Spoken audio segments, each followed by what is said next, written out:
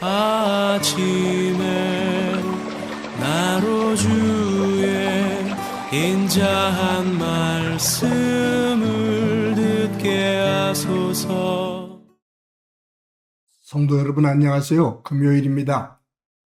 오늘도 하나님의 사랑이 여러분들의 삶의 자리에 가득하기를 간절히 소망합니다.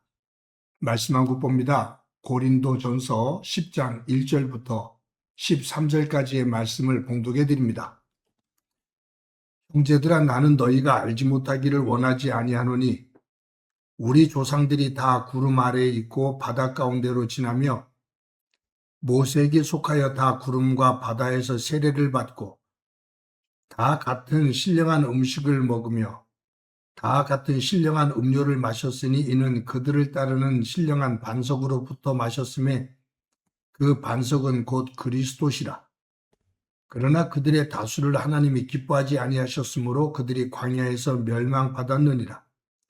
이러한 일은 우리의 본보기가 되어 우리로 하여금 그들이 악을 즐겨한 것 같이 즐겨하는 자가 되지 않게 하려 함이니 그들 가운데 어떤 사람들과 같이 너희는 우상 숭배하는 자가 되지 말라. 기록된 바 백성이 앉아서 먹고 마시며 일어나서 뛰논다 함과 같으니라. 그들 중에 어떤 사람들이 음행하다가 하루에 23,000명이 죽었나니 우리는 그들과 같이 음행하지 말자. 그들 가운데 어떤 사람들이 주를 섬기다가 뱀에게 멸망하였나니 우리는 그들과 같이 시험하지 말자. 그들 가운데 어떤 사람들이 원망하다가 멸망시키는 자에게 멸망하였나니 너희는 그들과 같이 원망하지 말라. 그들에게 일어난 이런 일은 본보기가 되고 또한 말세를 만난 우리를 깨우치기 위하여 기록되었느니라. 그런즉 선줄로 생각하는 자는 넘어질까 조심하라. 사람이 감당할 시험 밖에는 너희가 당한 것이 없나니 오직 하나님은 미쁘사 너희가 감당하지 못할 시험을 당함을 허락하지 아니하시고 시험 당할 즈음에 또한 피할 길을 내사 너희로 능히 감당하게 하시느니라. 아멘. 사람들이 인생을 비유할 때 광야에 비유할 때가 있습니다. 성경에서도 인생을 광야에 비유하고 합니다. 인생을 광야에 비유하는 그 이유는 광야가 힘들고 거칠고 또 어려운 그 환경들이 많은 것처럼 인생 또한 그처럼 힘들고 어려운 일들이 많다. 헤치고 나가야 될 일들이 많다라는 것을 말하는 거죠. 제가 목회를 하면서 한 가지 분명히 알고 있는 것이 있습니다. 상대적일 수는 있을지 모르지만 모든 가정은 문제를 가지고 있다라는 겁니다. 저 집은 문제가 없을 거야 라고 사람들이 말을 해도 그 가족들과 만나서 대화를 나누다 보면 그 가정에도 문제를 끌어안고 끙끙대는 분들이 있습니다. 집안의 경제적으로 규모가 크면 규모가 큰 대로 문제가 큰 것이 있고요. 작으면 작은 대로 문제를 끌어안고 있습니다. 그런데 우리가 바르게 봐야 될 것은 뭐냐면 문제가 없는 가정, 문제가 없는 삶을 살기를 원하면 우리가 죽어 하나님 나라 가기 전까지는 그런 일은 없습니다. 우리 삶, 그리고 우리 가정, 우리가 일하는 일터 속에는 좋고 즐거운 일, 감사한 일도 있지만 고통과 눈물, 또 절망스러운 일들도 있습니다. 그런데 이 광야와 같은 인생을 살아가는데 어떤 이들은 계속해서 그 문제를 보고 원망하고 불평하면서 인생을 살아갑니다. 그러면서 마지막에는 결국은 영적으로 피폐해지고 실패자의 자리에 서게 되죠. 그런데 어떤 사람들은 똑같은 그러한 고난과 어려움들을 겪으면서도 잘 인내하고 소망을 품으면서 하나님이 주시는 지혜를 가지고 하나하나 극복해내며 하나님 안에서 감사하고 또 성숙한 모습으로 세워지는 모습을 볼 수가 있습니다. 문제가 없기 때문에 행복하고 성숙해지는 것이 아니라 그 문제들 앞에 내가 어떤 모습을 가지고 임하느냐에 따라서 불행해질 수가 있고 성숙해질 수가 있고 어리석어질 수가 있고 지혜로워질 수가 있습니다.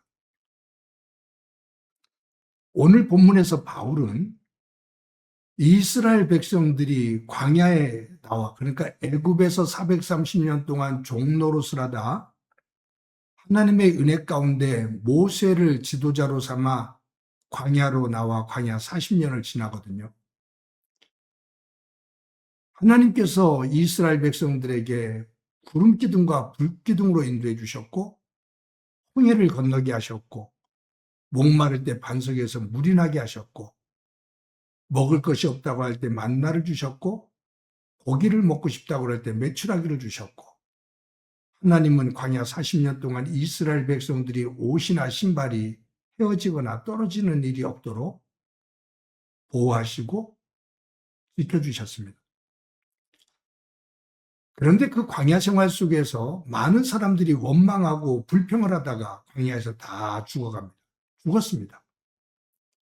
오늘 본문에 보면 하나님께서 그들을 기뻐하지 아니하셨다. 왜냐하면 하나님께서 아무리 많은 것들을 허락하시고 베풀어 주셔도 그들은 원망하고 불평을 했습니다. 그 문제 속에서 끊임없이 원망하고 불평을 했습니다. 근데 그 광야 생활 속에서 하나님께서 기뻐하시는 사람들이 있었습니다. 누구냐 하면 그것을 가지고 하나님 앞에 기도하고 또 그 속에서 하나님께서 새롭게 열어주시는 그 은혜의 세계를 보면서 믿음을 가지고 그 광야를 지난 사람들입니다. 그래서 광야를 지나면서 믿음을 가지고 소망을 품는 사람들은 가나안 땅에 들어갔고 광야에서 원망하고 불평했던 사람들은 모두가 광야에서 죽었습니다. 이 이야기를 지금 바울은 고린도 교회 교인들에게 하고 있습니다. 왜냐하면 고린도 교회 교인들이 보이고 있는 모습이 이스라엘 백성들이 애굽에서 나와 가나안으로 향해 가는 과정 속에서 그 광야 40년 동안 원망하고 불평했던 모습을 그대로 보여주고 있는 것입니다. 그들은 교만을 떨었고 그들은 순간순간마다 그 어려운 일을 겪게 되면 그 속에서 원망하고 다투고 시기하고 질투하고 온갖 우상들을 섬기고 하는 그러한 모습들을 보이며 교회를 무질서하게 만들고 있다 그 말이에요. 그래서 바울은 고린도 교회 교인들에게 이스라엘 백성들이 애굽에서 나와 가나안으로 가는 그 과정, 그 40년 광야 생활 속에서 보여준 두 개의 모습, 원망과 불평하는 사람들의 모습, 하나님 안에서 소망을 품고 감사하는 모습, 원망하던 이들은 다 멸망당하고 믿음을 가지고 소망의 길을 걸어갔던 이들은 하나님 안에서 구원을 받은 그 이야기를 하면서 너희들 교회 속에서 또 너희들의 삶을 살 때 믿음의 사람으로서 본이 되어지는 삶을 살아라. 우상 숭배하지 말고 원망하지 말고 불평하지 말고 교만 떨지 말고 하나님께서 출애굽 사건을 우리에게 주신 것은 그 사건을 통해서 우리로 하여금 배우게 하기 위함이 아니냐. 그것을 보고 제대로 깨달아 하나님의 사람답게 걸어가자. 믿음의 길을 가자라고 권면하고 있는 겁니다. 그러면서 오늘 본문 가운데 5절에 이렇게 말씀하시죠. 그러나 그들의 다수를 하나님이 기뻐하지 아니하셨으므로 그들이 광야에서 다 멸망하였느니라. 라고 말씀하면서 여기에 12절에 보면 그런즉 손줄로 생각하는 자는 넘어질까 조심하라. 광야에서 원망하고 불평을 하고 불순종하며 음란을 행하고 우상을 섬겼던 사람들을 보면 한결같이 교만을 떨었던 사람들이다. 교만한 마음을 가지고 함부로 행동하지 마라. 신앙생활하면서 함부로 생각하고 함부로 행동하지 마라. 너희들이 선줄로 생각하느냐? 넘어질까 조심해라. 오늘도 저와 여러분이 하나님께서 주신 귀한 하루의 삶을 또 살아갑니다.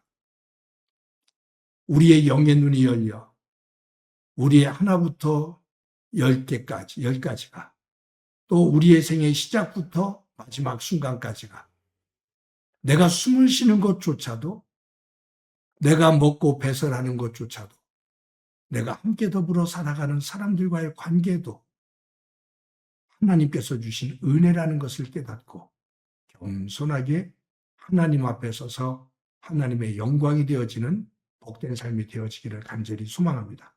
한번 기도합니다. 하나님 감사합니다.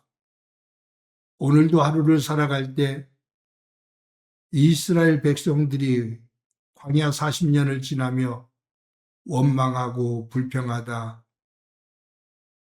멸망을 당한 모습을 바울이 고린도 교회에게 말하면서 너희들에게도 이와 같은 어리석은 모습이 있는데 그 자리에서 떠나 하나님 안에서 바른 믿음의 길에 서라 라고 권면하며 선줄로 생각하느냐 넘어질까 조심하라 라고 주시는 이 말씀이 오늘 저와 성도들이 붙잡고 가는 말씀이 되도록 은총 베풀어 주옵소서. 교만해져서 목이 곧아지는 일 없게 하옵소서. 예수 그리스도의 십자가와 죽기까지 낮아지신 예수 그리스도의 온유와 겸손을 닮아가는 하루 되게 하옵소서. 예수님의 이름으로 기도드립니다. 아멘.